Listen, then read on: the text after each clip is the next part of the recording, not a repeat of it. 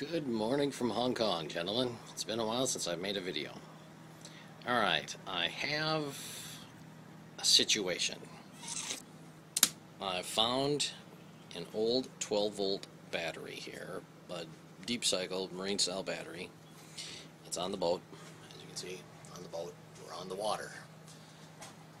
There it is. Say hi to Apple Chow. Here comes a ferry coming in right now. Just sit and watch the boats roll in all day. Okay, enough of the enjoying life. Let's get back to something serious. Okay, I have this.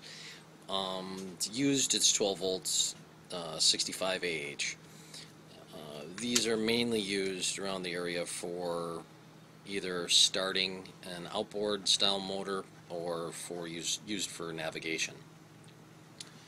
And there's a nice boat. Isn't that a nice boat coming by? That's a handsome looking boat. I think that's a Sunseeker. It's from Sunseeker from the UK. Oh, that's a beautiful boat. Okay, anyway, I'm sorry. But back to this battery. When I first hooked up my meter to this battery, I was getting negative readings, and it was just really sporadic. I thought there was something wrong with my meter. So after reading what SD and 49 are doing with some of SD's 6-volt golf cart batteries, I figured, well, let's try to save this thing. So I've hooked up my old circuit again, but I'm only using 3 of my transistors on this circuit. And I've got just the 2 coils and a simple CD type battery with a whole bunch of gaffer tape or duct tape on it. So right now, going into the circuit, I'm about 300 milliamps. I've got about 16 volts coming into the system, and I've used the C20 rates. What I did is I first charged the battery up with the circuit, and I got up to about 12.35, and it just stayed at 12.35.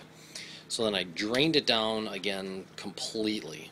And so I was like 0.17 volts was what the reading was.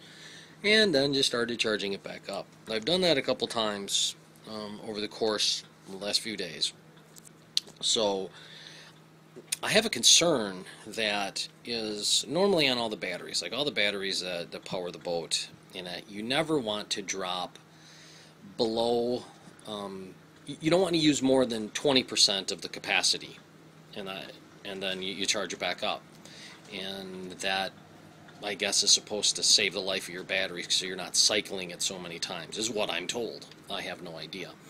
But in this situation, trying to desulfate this battery, and again using the Pulse, in that, is there any damage that will occur to this battery by continually driving it down to nothing using the C20 rate, and then bringing it back up? Will any damage happen to the inside? I don't really see any information on the web or anything about how many times you can just drain it down to nothing. Again, I don't think it would. I have no idea, because again, it's a wet cell. So again, all the juice inside is good. We're at our level lines. Everything's good. But how many times can I drain this thing down? And I really hope in the next few days I'll be able to get this come back up, because I'm at 12.20 right now.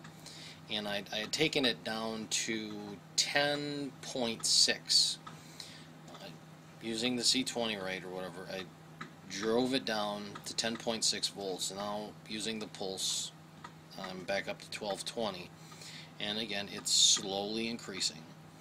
And I know I'm not going to get a lot of amps out of this thing, but it's still charging it and trying to desulfate it. But again, I'm back to my question is, how many times can one drain a battery down to nothing? And if you do, am I doing any damage to it?